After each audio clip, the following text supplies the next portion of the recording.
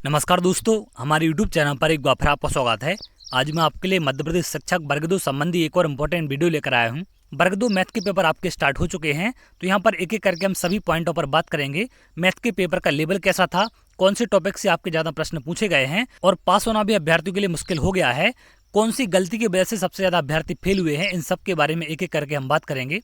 तो सबसे पहले अगर हम बात करें पेपर के लेवल की, तो पेपर का लेवल अभ्यर्थियों के लिए एक प्रकार से अनएक्सपेक्टेड था, क्योंकि जिस प्रकार की उम्मीद अभ्यर्थी कर रहे थे उससे काफ़ी ज़्यादा हाई लेवल का एग्जाम यहाँ पर पूछा गया है।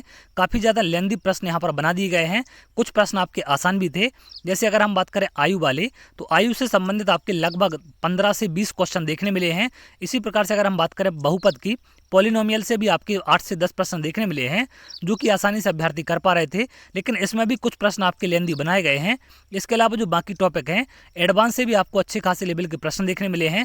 इसके साथ साथ जो आपके अदर टॉपिक हैं, उनमें भी सभी को लेंदी तरीके से पूछा गया है, यानी कि कोई भी क्वेश्चन आपको आसान भाषा में नहीं पूछा गया है। डायरेक्ट आप आसानी से क्वेश्चन नहीं कर पा रहे थे। अब अगर हम बात करें कि सबसे ज़्यादा कौन सी गलती की वजह से अभ्यर्थी फेल हुए हैं, तो सबसे बड़ा कारण जो यहाँ पर देखने मिला है वो है टाइम मैनेजमेंट।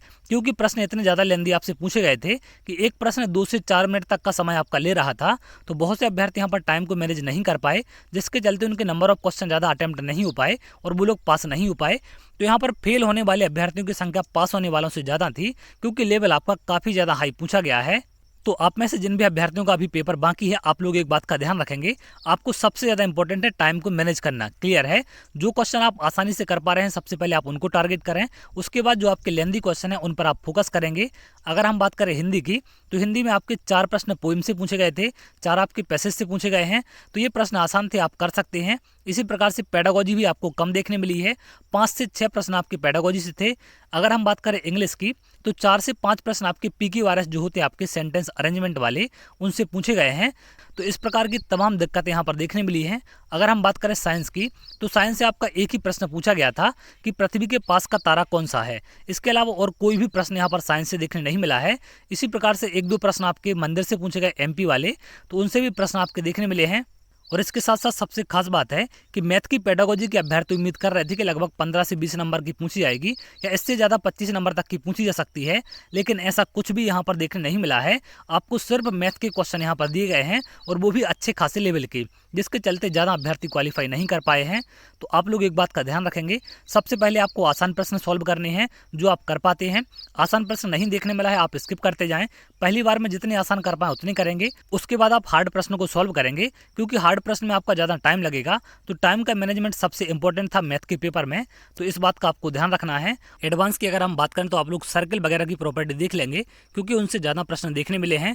और इसके साथ साथ अगर हम बात करें वॉल्यूम की, आयतन की, तो आयतन से भी आपके शंकु वगैरह के घन घनाभ वगैरह से प्रश्न देखने मिले हैं, तो इनसे भी आपके प्रश्न बन रहे हैं, तो इन फॉर्मूलों को आप देख लेंगे।